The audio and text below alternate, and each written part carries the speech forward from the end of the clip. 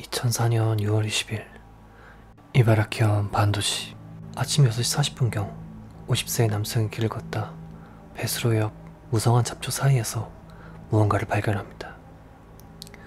가까이 다가간 그는 화들짝 놀랍니다. 사람이 쓰러져 있던 것이었습니다. 피해자는 히라타 에리나 씨. 그녀는 발견 당시에는 아직 숨이 붙어 있었기에 병원으로 이송되었지만 결국 사망합니다. 부검 결과 휴대전화 스트랩으로 목을 조른 것이 직접적인 사망 원인으로 밝혀집니다. 휴대폰 등 유류품은 발견되지 않았고 지갑, 가방, 신발이 사라진 채였습니다. 신발은 없었지만 양말은 깨끗한 상태였기에 다른 장소에서 살해되어 잡초지대에 버려진 것으로 추측됩니다. 그녀의 자전거는 발견 장소에서 600m 정도 떨어진 편의점에 세워져 있었습니다. 이 자전거 바구니에는 선불카드가 들어있었다고 합니다.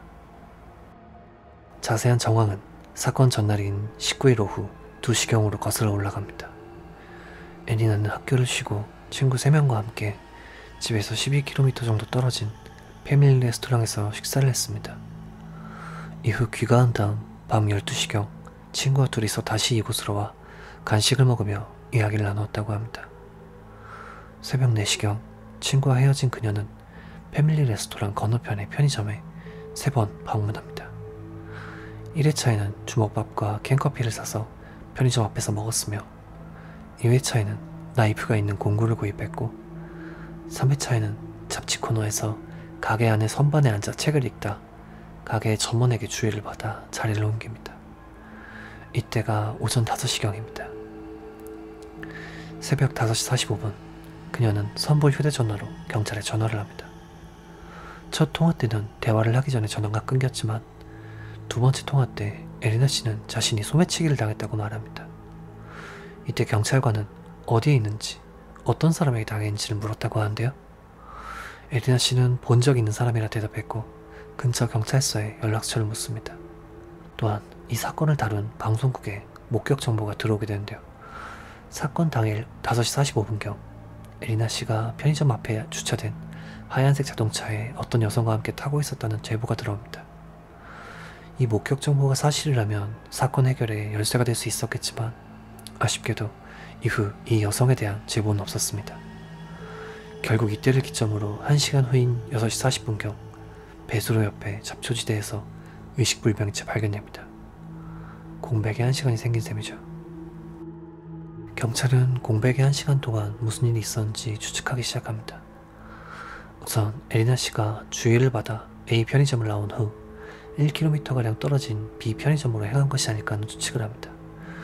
이유는 두 가지인데요. 첫째는 B 편의점에서 발견된 그녀의 자전거였고 두 번째는 에리나 씨와 닮은 사람이 B 편의점 앞에서 자고 있는 모습이 목격되었기 때문입니다. 또한 B 편의점은 오후 11시에 폐점하는 곳이기 때문에 에리나 씨는 쇼핑을 위해서가 아닌 누군가와 만나기 위해서 기다렸던 것은 아닌가 하는 추측을 합니다.